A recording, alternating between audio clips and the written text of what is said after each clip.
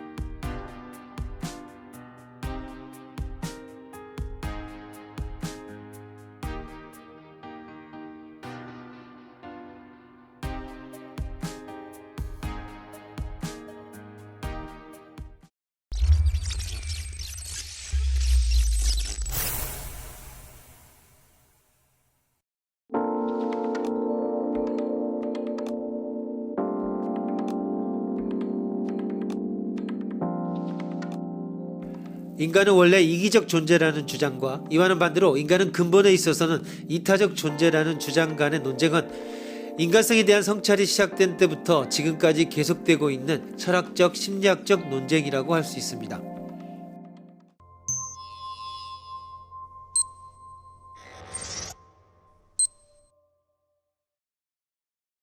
홉스에 따르면 인간들은 자연 상태에서는 서로가 자신의 이기적 욕망을 충족시키려는 무정부적 전쟁 상태에 놓이게 된다. 그런데 이러한 자연 상태는 불안한 상태이며 궁극적으로 모두에게 불리한 상태이므로 이를 극복하여 자기의 이익을 보다 합리적으로 추구하기 위해 인간들은 시민사회의 법과 도덕을 제정한다. 이렇게 보면 도덕이나 법은 이기적 인간들이 자신의 이익을 합리적으로 추구하는 과정에서 약속한 것에 불과하다. 이 계약은 국가의 강제력에 의해 뒷받침됨으로써 지켜져야 한다. 이것이 각자의 이익을 더 증진시킬 수 있는 방법이다. 애덤 스미스는 각자가 자신의 이익을 추구할 때 사회적 선이 다른 어떤 경우보다 더 커진다고 주장한다. 경제 주체가 사회적 이익을 증진시키려고 진실로 의도할 때보다 자기 자신의 이익을 추구함으로써 사회의 이익을 더 효과적으로 증진시킬 때가 있다. 이기주의는 단지 자기만을 위하는 단순한 주장이 아니다. 장점을 지적해 보시오.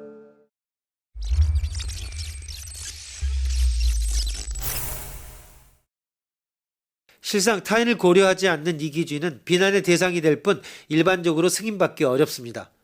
우리가 진지한 논의의 대상으로 삼을 수 있는 이기주의는 인간들의 이기적 성향을 인정하면서도 인간들이 지켜야 할 일정한 규칙과 제약을 받아들이는 이기주의입니다. 여기에 따르면 이 규칙의 제약 아래에서 최대한 자신의 이익을 추구하는 것이 옳은 행위가 됩니다. 홉스의 견해도 개인들의 이성적 약속을 통해 마련된 규칙과 규범을 지키도록 해야 한다고 보고 있는 점에서 계몽된 이기주의를 제시하고 있다고 할 수 있습니다.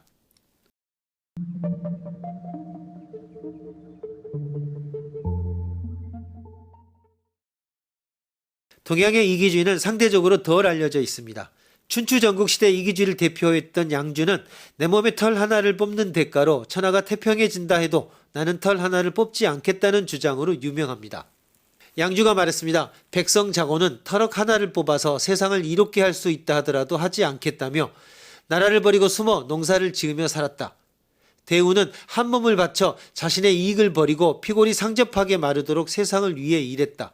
옛날 사람들은 털럭 한 올을 뽑아 세상을 이롭게 할 수 있다고 해도 하지 않았으며 온 세상이 그 한 사람을 받든다 해도 그리하게 하지 않았다. 사람마다 모두 자신의 한 올의 털럭을 뽑으려 하지 않고 사람마다 모두 세상을 이롭게 하려 하지 않으면 세상은 다스려지기 마련이다. 금자가 양주에게 물었습니다. 그대 몸에 털 한 오라기를 제거해서 세상을 구제할 수 있다면 그대는 그렇게 하겠습니까? 양주가 말했습니다. 세상은 본래 털럭 한 오라기로 구제할 수 있는 것이 아닙니다. 금자가 말했습니다. 만약 굳이 할 수 있다면 그렇게 하겠습니까? 양주는 대답하지 않았습니다. 금자는 밖으로 나가서 맹손양에게 이것을 말했습니다. 맹손양이 말했습니다. 그대 육신의 한마디를 부러뜨려서 한 나라를 얻을 수 있다면 그대는 그렇게 하겠습니까? 금자는 잠시 침묵을 지켰습니다. 맹손양이 말했습니다. 터럭 한 올은 살점에 비해서는 하잘것없는 것이고 살점은 육신의 한마디에 비하면 보잘것없는 것입니다. 더 나아가서 말할 필요는 없는 것입니다. 하나의 터럭이 여럿 모여서 피부와 살을 이루는 것이고 피부와 살이 모여서 육신의 마디를 이루는 것입니다. 터럭 한 올은 육신을 만으로 나눈 한 부분이 되니 어찌 소홀히 할 수 있는 것이겠습니까?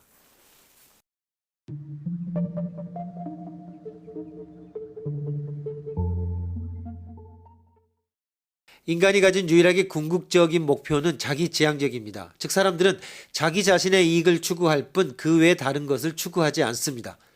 만약 누군가가 다른 사람의 이익에 대해서도 고려한다면 그것은 단지 다른 사람의 이익이 그 자신의 이익에 도움이 된다고 생각하기 때문입니다. 이기주의를 규정함에 있어서 자기지향적인 욕망이 의식적인가 무의식적인가 하는 것은 큰 의미가 없습니다. 말하자면 사람들의 궁극적인 욕망이 전적으로 자신의 이익을 지향하고 있다고 주장할 때 그 욕망이 의식적인 욕망이든 무의식적인 욕망이든 상관없이 그는 이기주의를 주장하고 있는 것입니다. 그러나 이기주의가 주장하는 자기 이익을 물질적 이익에 국한하는 건 역시 잘못입니다. 통속적 이기주의자는 사람들이 물질적 이익을 얻을 목적으로 움직인다고 주장합니다. 그렇지만 그러한 규정은 너무 좁은 것으로 보입니다. 이기주의자가 의미하는 자기 이익의 범위는 이보다 훨씬 넓어서 외적인 물질적 이익뿐만 아니라 정신적 즐거움이나 자기 만족 같은 심리적 이익까지도 포함합니다.